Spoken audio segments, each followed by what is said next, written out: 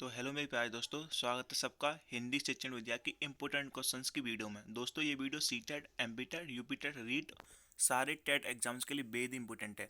तो चलिए वीडियो को शुरुआत करते हैं। पहला प्रश्न है, सस्वर पठन का मुख्य उद्देश्य है। तो इसका मुख्य उद्देश्य होता है बच्चों को पढ़ने संबंधी झिझक को समाप्त करना। ठीक है दोस्तों, जब जो जोर से बच्चे पढ़ेंगे तो क्या होगा, उनकी झिझक दूर हो जाएगी। अगला प्रश्न है, अब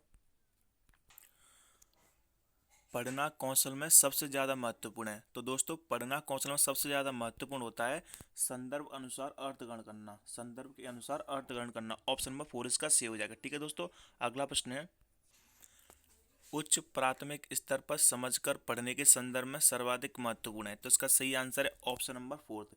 किसी लिखित सामग्री का निहितार्थ समझना होता है उच्च प्राथमिक स्तर पर समझकर पढ़ने का अर्थ। ठीक है दोस्तों, अगला प्रश्न है, अब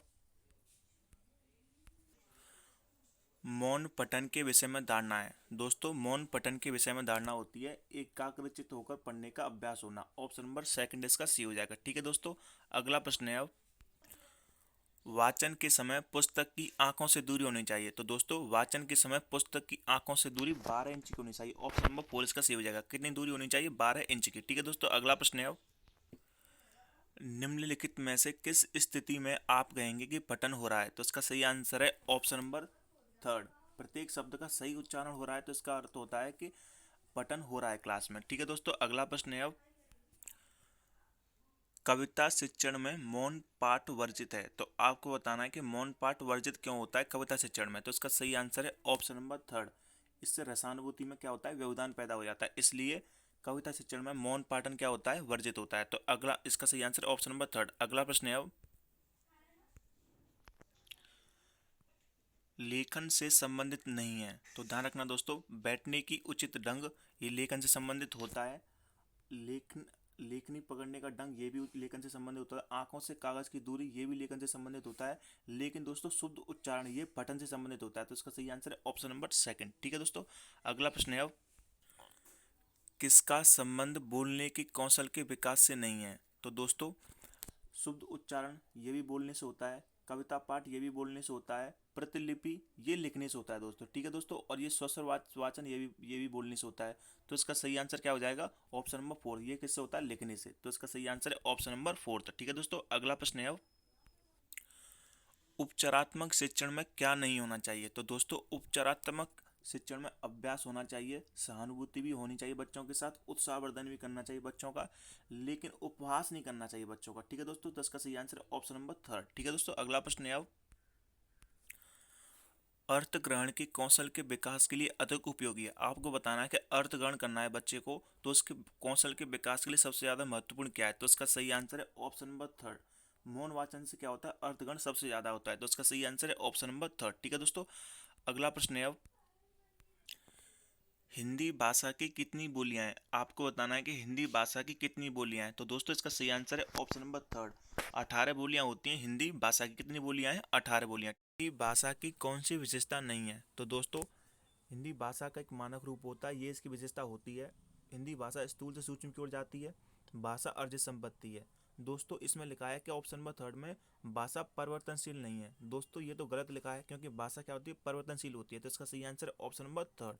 क्या इसका सही आंसर भाषा परिवर्तनशील नहीं है। अगला प्रश्न है, अब हिंदी विषय की कक्षा में दहेज की समस्या पर कहानी पढ़ाना तो कौन सी विधि श्रेष्ठ रहेगी। तो दोस्तों इसके लिए श्रेष्ठ विधि रहेगी कच्चा अभिनय विधि। ऑप्शन नंबर 3 इसका सही हो जाएगा। ठीक है दोस्तों, अगला प्रश्न है, अब सबसे अच्छी शिक्षण विधि वह है जिसमें जिसमें क्या होता है दोस्तों, विद्यार्थी पर आधारित क्रियाएं अधिक हों। तो इसका जिससे क्या होगा, बच्चे करके सीखेंगे, लर्निंग बाय डूइंग हो जाएगा। तो ऑप्शन नंबर 2 इसका सही हो जाएगा। अगला प्रश्न है, अब कौन सी विधि में अध्यापक सक्रिय व बालक निष्क्रिय रहता है। तो इसका सही आंसर है ऑप्शन नंबर 1।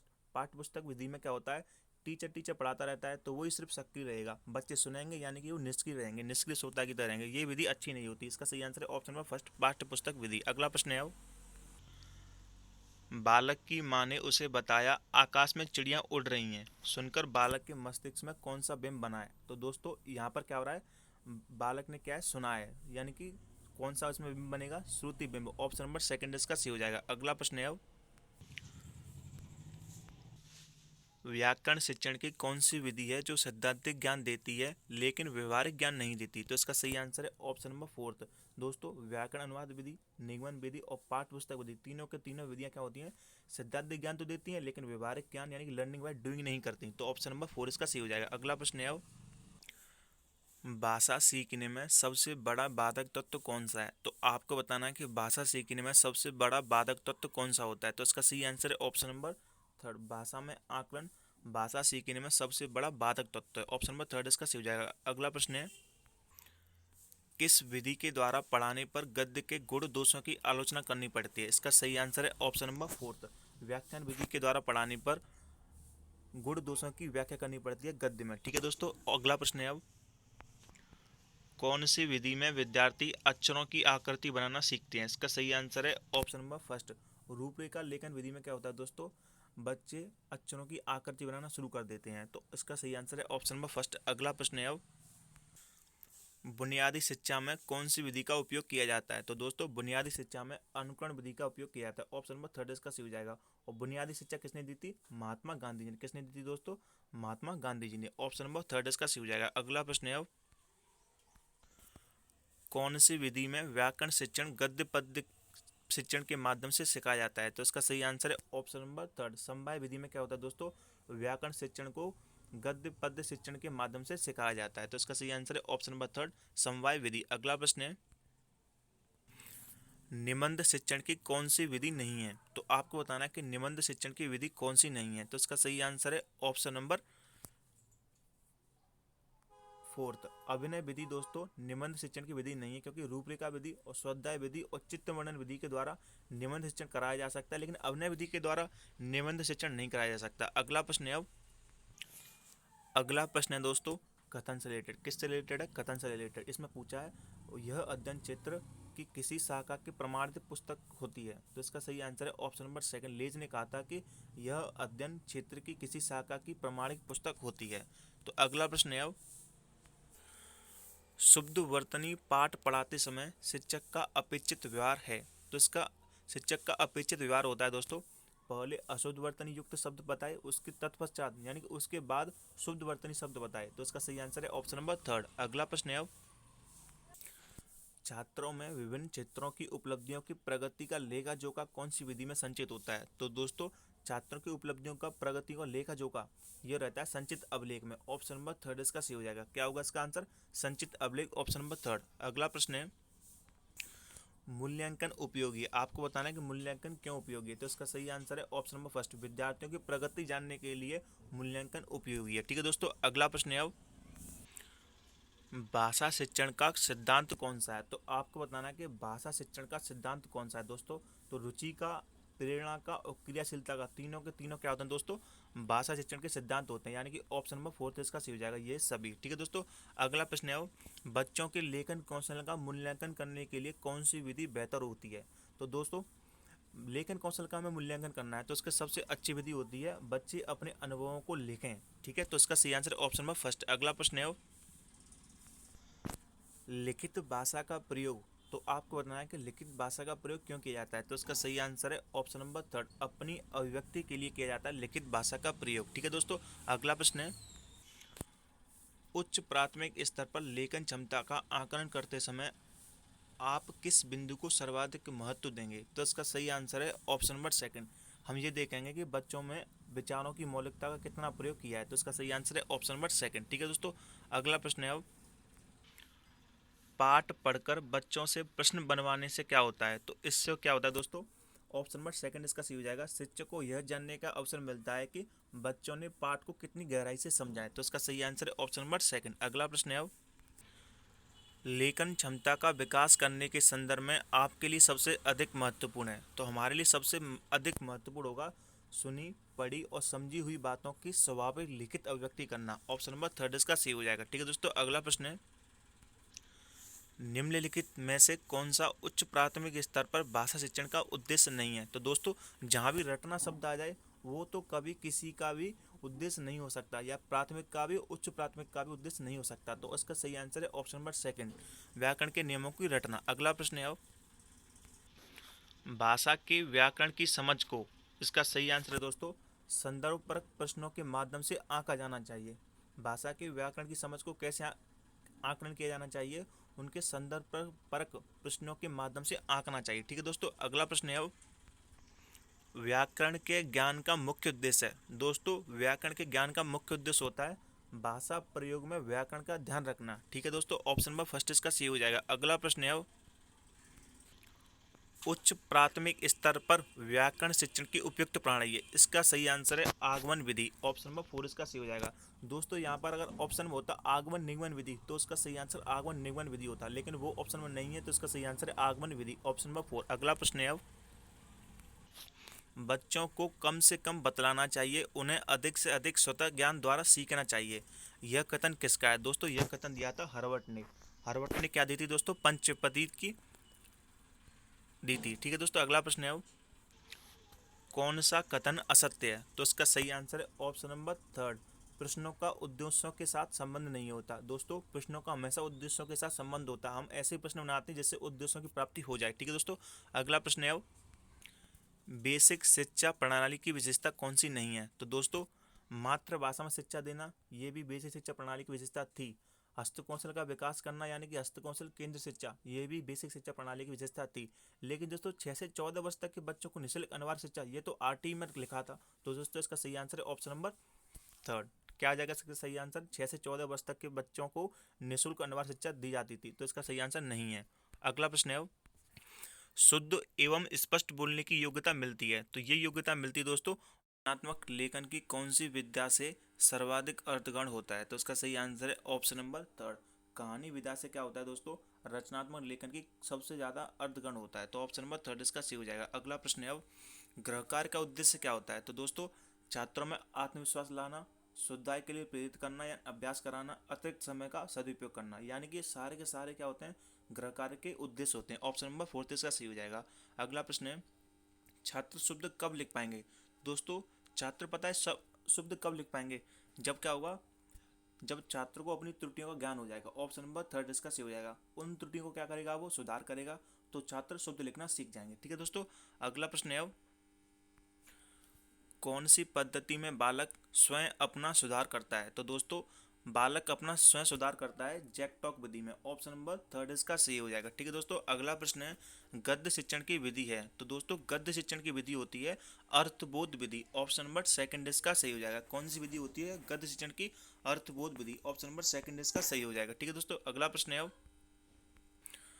पाठ योजना बनाने के पीछे शिक्षक का महत्वपूर्ण उद्देश्य होता है। तो पाठ योजना बनाने के पीछे शिक्षक का उद्देश्य होता है शिक्षण को प्रभावी बनाना, जिससे क्या होगा? शिक्षण क्या होगा? प्रभावी बनेगा। ऑप्शन नंबर 3 इसका सही हो जाएगा। ठीक है दोस्तों, अगला प्रश्न है कविता पाठ से छात्रों में कौन सी अभिव्यक्ति का विकास होता है?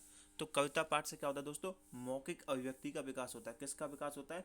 मौखिक अभिव्यक्ति का। ऑप्शन नंबर 3 इसका सही हो जाएगा। अगला प्रश्न है चित्रों पर प्रश्न करके रचना का शिक्षण ज्ञान कौन सी विधि द्वारा होता है? तो ये होता है दोस्तों चित्र रचना विधि। किस विधि के द्वारा? चित्र रचना विधि के द्वारा। ठीक है दोस्तों, अगला प्रश्न है शैक्षिक निदान की कौन सी विधि नहीं है? तो दोस्तों साक्षात्कार विधि, निरीक्षण विधि, संचय अभिलेख विधि, तीनों के तीनों शैक्षिक निदान की विधि है, लेकिन देखो और कहो विधि ये शैक्षिक निदान की विधि नहीं है। तो ऑप्शन नंबर 4 इसका सही हो जाएगा। ठीक है दोस्तों, अगला प्रश्न है भाषा सीखने का सबसे अच्छा तरीका है। तो आपको बताना है कि भाषा सीखने का सबसे अच्छा तरीका क्या है इन सब में से। तो दोस्तों टेक्स्ट बुक को पढ़कर, क्या टेक्स्ट बुक को पढ़कर भाषा सीखी जा सकती है, सबसे अच्छा तरीका यही है दोस्तों। तो ऑप्शन नंबर 1 इसका सही हो जाएगा। अगला प्रश्न है आपके सामने रूपरेखा शिक्षण पद्धति संबंधित है। तो दोस्तों रूपरेखा शिक्षण पद्धति संबंधित है रचना शिक्षण से। किससे? रचना शिक्षण से। अगला प्रश्न है श्रोता के मनोभावों को सर्वाधिक प्रभावित करने वाला साहित्य की विधा है। तो सर्वाधिक प्रभावित करता है पद्य शिक्षण। कौन करता है? पद्य शिक्षण। ऑप्शन नंबर 1 इसका सही हो जाएगा। ठीक है दोस्तों, अगला प्रश्न है सब पढ़ें सब बढ़ें का नारा किसने दिया था? तो दोस्तों ये नारा दिया था सर्व शिक्षा अभियान ने। किसने दिया था? सर्व शिक्षा अभियान ने। दोस्तों ऑप्शन नंबर 2 इसका सही हो जाएगा। ठीक है दोस्तों, अगला प्रश्न है सुलेख व्यक्ति की शिक्षा का एक आवश्यक पहलू है। दोस्तों बताना ये कथन किसका है? तो ये कथन महात्मा गांधी जी ने कहा था कि सुलेख व्यक्ति की शिक्षा का एक महत्वपूर्ण या आवश्यक पहलू है। ऑप्शन नंबर 2 इसका सही हो जाएगा। अगला प्रश्न है बच्चों में भाषा सीखने की जन्मजात योग्यता होती है। दोस्तों LAD लैंग्वेज एक्वाजिशन डिवाइस किसने दी थी? ये दी थी दोस्तों चोम्स्की, नोम चोम्स्की ने। ऑप्शन नंबर थर्ड इसका सही हो जाएगा। इन्होंने कहा था कि बच्चों में भाषा सीखने की जन्मजात क्षमता होती है, यानी कि योग्यता होती है। ठीक है दोस्तों, अगला प्रश्न है, बच्चे अपने सामाजिक सांस्कृतिक परिवेश से अर्थ ग्रहण करते हैं, यह कथन किसने कहा था? दोस्तों, जहां भी सामाजिक सांस्कृतिक परिवेश आ जाए ना, तो उसका सही आंसर होगा क्या होगा? वाइगॉत्स्की। ऑप्शन नंबर 4 इसका सही हो जाएगा। ठीक है दोस्तों, अगला प्रश्न है, अनुकरण विधि का सामान्य प्रयोग किया जाता है। तो आपको बताना है कि अनुकरण विधि का सामान्यतः प्रयोग कहाँ किया जाता है। तो इसका प्रयोग किया जाता है दोस्तों श्रवण में, वाचन में, लेखन में। तो इसका सही आंसर हो जाएगा ऑप्शन नंबर 4।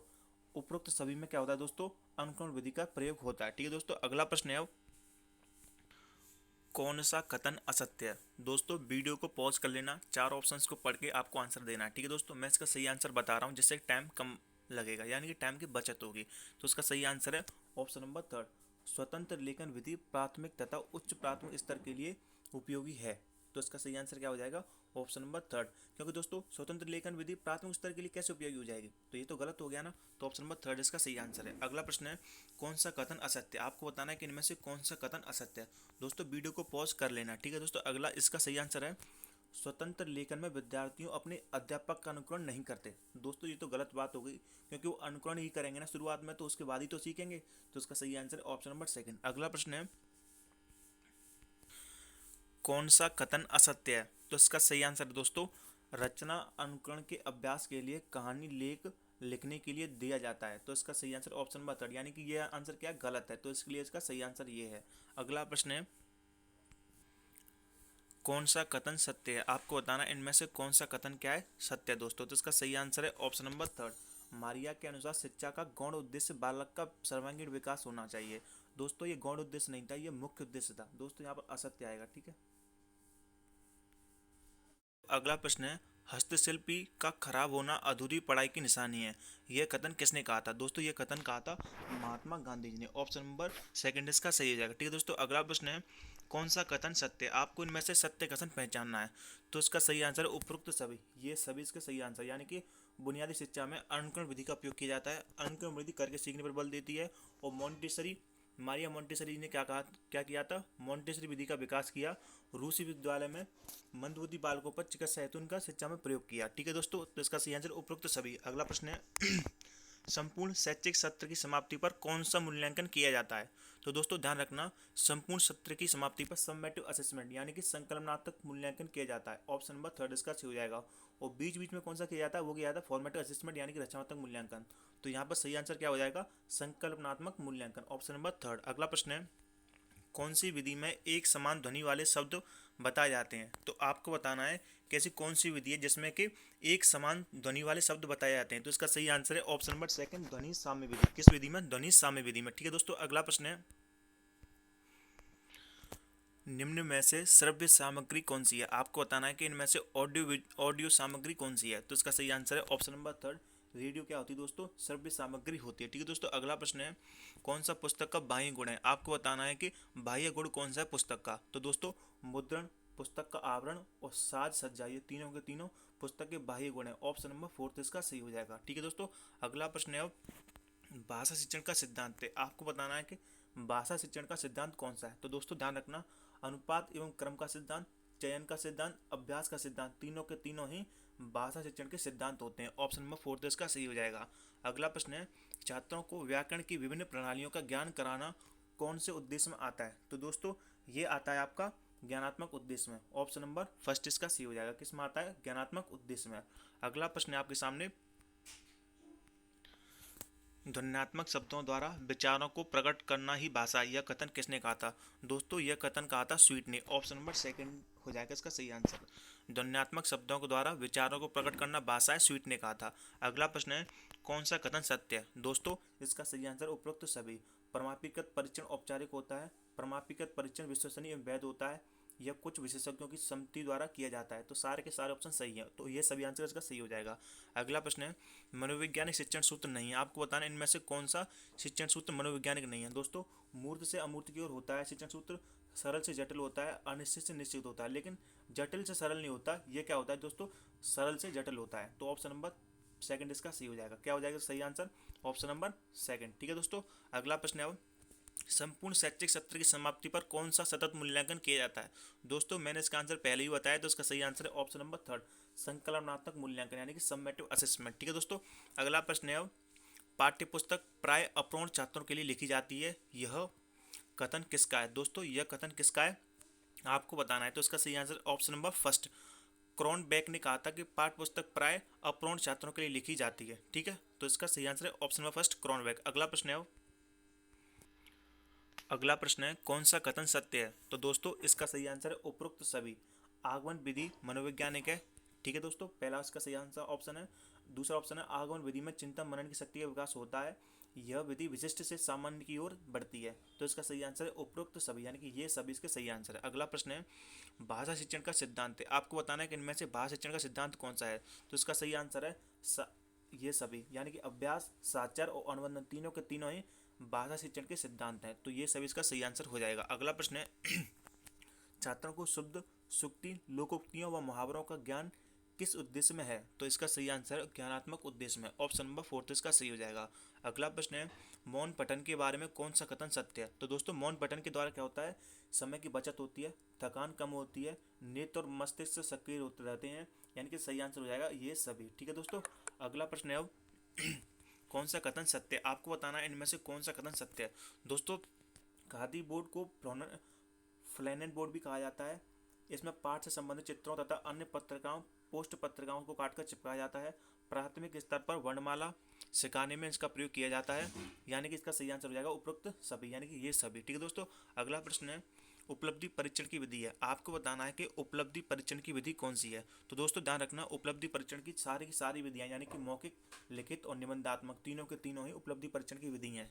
तो सही आंसर हो जाएगा इसका ये सभी। ठीक है दोस्तों, क्या हो जाएगा सही आंसर ये सभी। अगला प्रश्न है कौन सा मूल्यांकन संपूर्ण शैक्षिक सत्र की समाप्ति पर किया जाता है? दोस्तों ये क्वेश्चन 2 बार रिवाइज हो गया, इसका सही आंसर संकलनात्मक मूल्यांकन यानी कि समेटिव असेसमेंट। अगला प्रश्न है कौन सा कथन असत्य है? आपको बताना है इनमें से कौन सा कथन असत्य है। दोस्तों भंडारकर विधि का दूसरा नाम व्याकरण अनुवाद विधि है, सही है पहला ऑप्शन। अगला ऑप्शन है भंडारकर विधि के प्रवर्तक रामकृष्ण गोपाल भंडारकर हैं, ये भी सही है। दोस्तों इसमें व्याकरण का सैद्धांतिक ज्ञान प्राप्त होता है, ये भी सही है। दोस्तों यह विधि मनोवैज्ञानिक है, ये इसका असत्य ऑप्शन है, यानी कि ऑप्शन नंबर 4 इसका सही हो जाएगा, क्योंकि दोस्तों भंडारकर विधि अमनोवैज्ञानिक विधि है, ऑप्शन नंबर 4 इसका सही हो जाएगा। अगला प्रश्न है कौन सा कथन असत्य है? आपको बताना है इनमें से कौन सा कथन असत्य है। दोस्तों भाषा संसर्ग विधि में व्यवहारिक ज्ञान की प्राप्ति होती है, ये इसका सही कथन है। अगला कथन है इसमें सैद्धांतिक ज्ञान पर बल दिया जाता है। दोस्तों इसमें तो व्यवहारिक ज्ञान पर बल दिया जाता है, तो सैद्धांतिक ज्ञान यानी कि गलत हो जाएगा, तो ऑप्शन नंबर 20 का सही आंसर है। अगला प्रश्न है उपचारात्मक शिक्षण की सफलता मुख्यतः निर्भर करती है। तो दोस्तों उपचारात्मक शिक्षण की सफलता मुख्यतः निर्भर करती है समस्याओं के कारणों को सही पहचान पर, ऑप्शन नंबर 4 इसका सही हो जाएगा। किस पर निर्भर करती है? समस्याओं के कारणों की सही पहचान पर। अगर समस्या के कारण सही पहचान हो गई तो हम समस्या का अच्छी तरीके से हल कर सकते हैं। ठीक है दोस्तों, अगला प्रश्न है अब छात्रों के शब्द भंडार में वृद्धि करने का उपाय है। दोस्तों छात्रों के शब्द भंडार में वृद्धि करनी है अपन को, तो अपन कैसे करेंगे उसको, शब्दकोश का उपयोग करना सिखाएंगे, छात्रों में शब्दावली की प्रवृत्ति को बढ़ाएंगे, शिक्षक द्वारा उसमें अच्छे और नए शब्दों का प्रयोग सिखाएंगे, उपरोक्त सभी इसका सही आंसर हो जाएगा। ठीक है दोस्तों, अगला प्रश्न है अब सीबीएसई ने किस वर्ष 2010वीं बोर्ड परीक्षा में सतत एवं समग्र मूल्यांकन सीसी प्रणाली को लागू किया था? दोस्तों इसका सही आंसर है ऑप्शन नंबर फर्स्ट, 2010-11 में क्या किया था, सीबीएसई ने 10वीं बोर्ड परीक्षा में सीसी को लागू किया था। अगला प्रश्न है लिखित कार्य की त्रुटियों का प्रकार होता है। दोस्तों आपको बताना है कि लिखित कार्य में त्रुटियां कौन कौन से प्रकार की होती हैं, तो इसका सही आंसर है उपरोक्त सभी, यानी कि मात्रा व वर्ण संबंधी अशुद्धियां होती हैं, व्याकरण के नियमों संबंधी दोष भी होते हैं, ब्राह्म चिन्हों का प्रयोग भी गलत प्रयोग हो जाता है। तो सारे की सारियां क्या हैं दोस्तों, त्रुटियों के प्रकार है लिखित कार्य में। ठीक है दोस्तों, अगला प्रश्न है वस्तुनिष्ठ प्रश्नों की उपयोगिता का प्रमुख कारण है। आपको बताना है कि वस्तुनिष्ठ प्रश्नों की उपयोगिता का प्रमुख कारण क्या है। दोस्तों इसका सही आंसर है निष्पक्ष मूल्यांकन। वस्तुनिष्ठ प्रश्नों के द्वारा क्या होता है दोस्तों, निष्पक्ष मूल्यांकन होता है तो इसका सही आंसर ऑप्शन नंबर 3। अगला प्रश्न है